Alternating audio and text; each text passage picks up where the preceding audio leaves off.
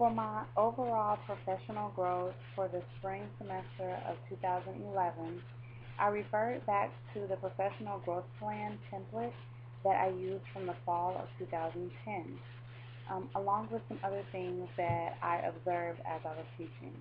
But first, going to the professional growth plan template, which is this here.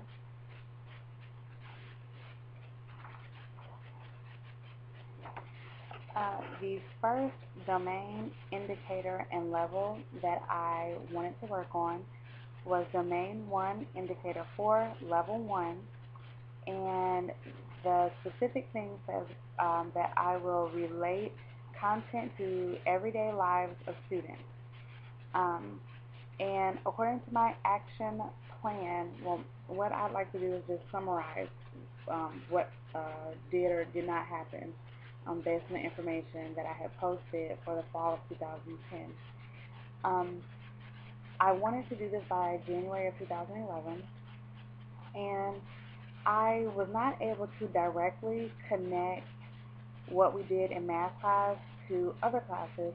However, I felt that by them doing the journal, that was a small connection to English classes and what grammatical things they should have learned. Um, and by reading the students' journals, I was able to gain information about them outside of school, like their interests and a little bit more about their culture. And by doing that, I was able to somewhat connect things to their everyday lives. So the things that I would like to do in the future, um, I would like to work with different departments. For instance, right now I would like to work with the art department to try to make things a little bit more creative and cheerful. And although I'm a creative person, I do believe the artistic or the art department probably is more creative than just my one brain. Um, I also would like to know, do other teachers at this particular school meet, and if so, do they work together? And when I say other teachers, I mean teachers of different subjects, not just in a particular topic.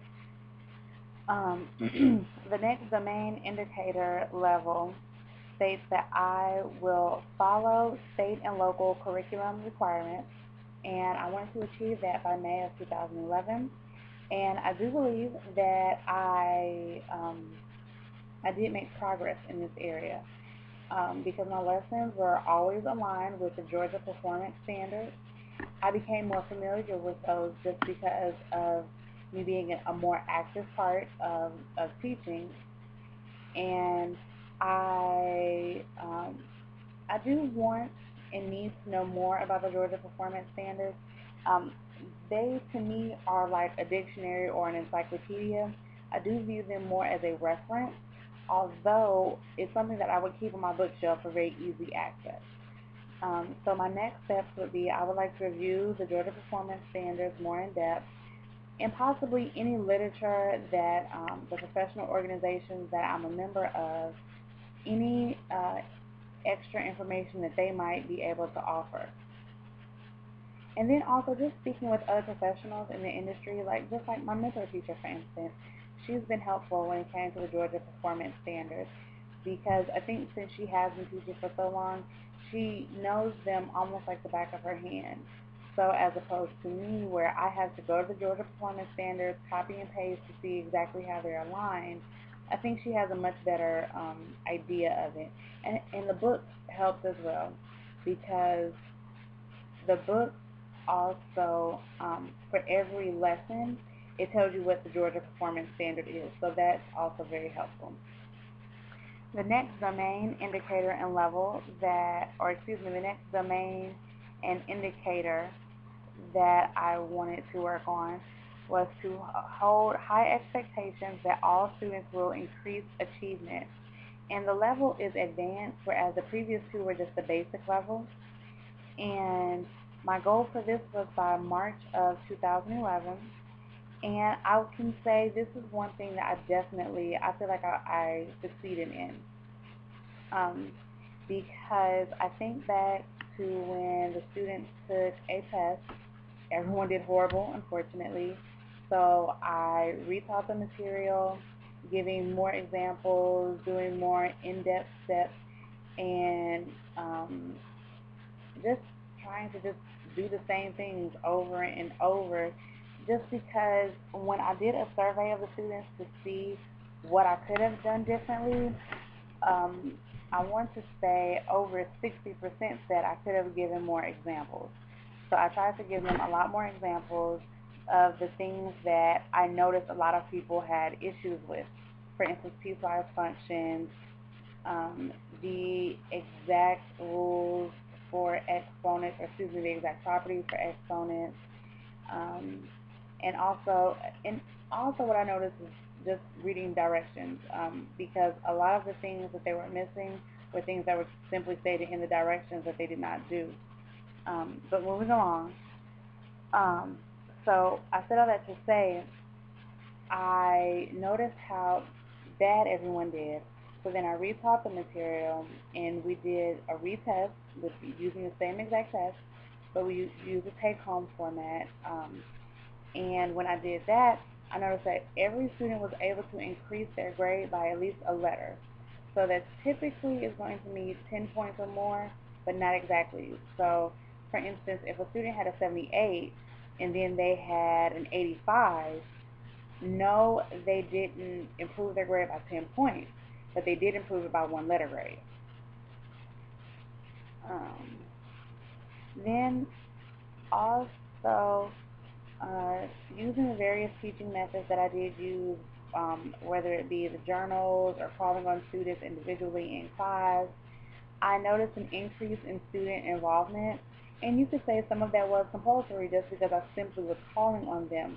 But because I was calling on so many students, I can think of at least one student in particular who always slept in class, always had his head down.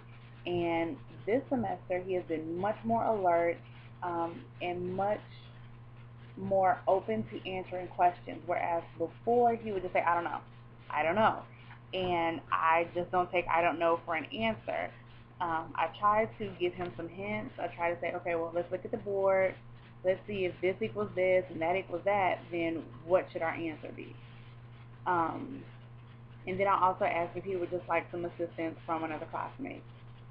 Um, then I also noticed an increase in students turning in homework, because there are certain students I noticed never turned in homework. And now they are very interested in turning in homework. Now, albeit it is for their grade, but if that is the motivation that they need, that is the motivation that these students need, so that works for them. Um, and again, I've also noticed an increase in class participation. And again, it could somewhat be because of the fact that I'm calling on, or at least I try to call on every student. Um, but I've noticed an increase in some students who were particularly quiet, and now they do try to answer more questions. But what I would like to do in the future is I would like to use better methods for involving my English language learning students. Um, for instance, I typically try to work out all the problems that or whatever I'm doing in class, I typically work out before I teach it. So if I could break that down and maybe number each step that I'm doing, and let's just say that I do 20 steps. Well, if I can say to these students, okay, here's a list of what I'm doing. These are these 20 steps that I'm going to do. I am going to call on you to answer step number 4 and step number 12. And perhaps have them to try to work it out beforehand so that they can have an understanding of what they're doing as well. I also thought about having materials translated into their languages, or this goes back to connecting math across the curriculum to other subjects. But I would like to work with the English language learning teachers just for no more than resources for how to help these students. I'd also like to do more in-depth teaching. I think that I've fallen into the same trap that a lot of math teachers fall into, which is, okay, well, if they know how to solve it, great. And for the time frame that we have, sometimes that's all that I'm able to do for that particular moment. And sometimes for what we're working on, they do not need a depth of knowledge. We will go further in depth in maybe a week or two. But I would like to be a more in-depth teacher. And then I'd also like to involve every student while maintaining the pace of the class. because we have so many topics that need to be covered. However, I also feel like every student needs to be involved in the learning process. They can't just be passive learners. They must be active in it. And again, by calling on students or by having students work collaboratively on maybe something that we're working on that day, that actively involves every student in their own learning. The last domain and indicator that I wanted to work on was the domain of learning environments, and the indicator is that I seek strategies for motivating student achievement. And I wanted to accomplish this by January of 2011. Looking back, I think that was a somewhat unreasonable goal, but I can understand why I set the goal. But I do feel that in January I was skimming the surface, or at least students were giving me just a little bit of information, not as much information as they are giving me now. So I do believe that I achieved this goal because by reading their journals, I learned a lot about them. I learned a lot about what they think about math, what they think about class, what they think an ideal classroom is, and I learned about their out-of-school interests. And so by knowing those things, I was able to include certain things while I'm teaching, even if it's literally just mentioning those particular topics. Like, for whatever reason, cooking came up a lot. It came up for many students, regardless to their background. That was something that they brought up. So I tried to, say, hey, this is important because when you're cooking, if you need to do this, math is involved in that. So I also learned about their likes and dislikes as far as the classroom or whatever topic that we were covering, because students told me what they were good at. They told me what they thought they needed improvement upon, but I also asked them to tell me ways that they thought they could improve on whatever their weak areas were. So in the future, I would like to use the math anxiety rating scale. I need to do a little research on it because in my action research class I found out about that, and in the most in-depth study that I've seen so far about math anxiety, in this particular study they use that test to gauge people's level of math anxiety. But they also went a step further because several other articles or several other studies did the same thing. They used the math anxiety rating scale, which is also called MARS. Several other studies use it. However, this particular study also surveyed the participants about the precursors of their math anxiety, or what caused their math anxiety, and that was really important to know. So those are different things that I would like to look into for whenever I'm hired. And some other things that were not a part of my professional growth plan, but just a part of my observations.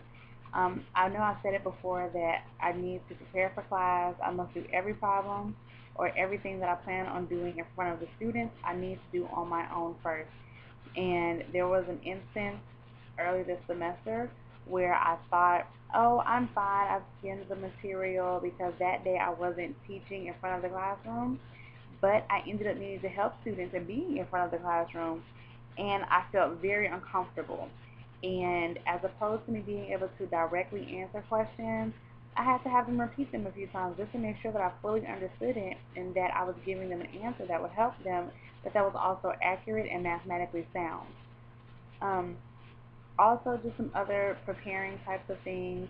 I found it very helpful to put numbers on the desk so that either when I make these new seating charts, I can just refer them to a seat number as opposed to saying, no, that third chair over there, that's not as precise as saying, please go to chair number 4.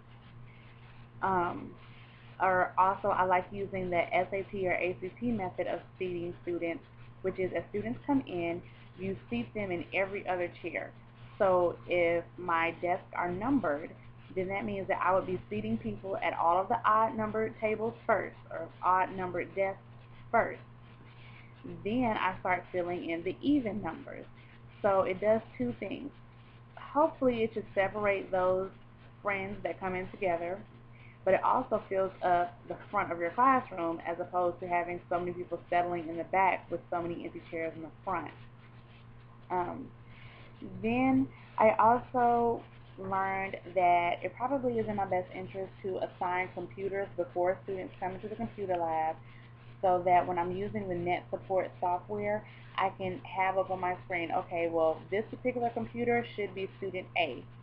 So, when they log in, if I see that student B is logged in on student A's computer, I need to look up to see, is it just a mix-up, or is someone out of place? It also makes it a little bit easier for me to ritualistically say, okay, well, the person at computer or at station number 22, I'm going to put your screen up on the board, and let's say the reason I need to do that is because I just spoke with this student.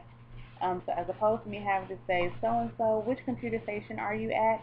I can know, okay, they're at station number 22, and then just pull their screen up on the board.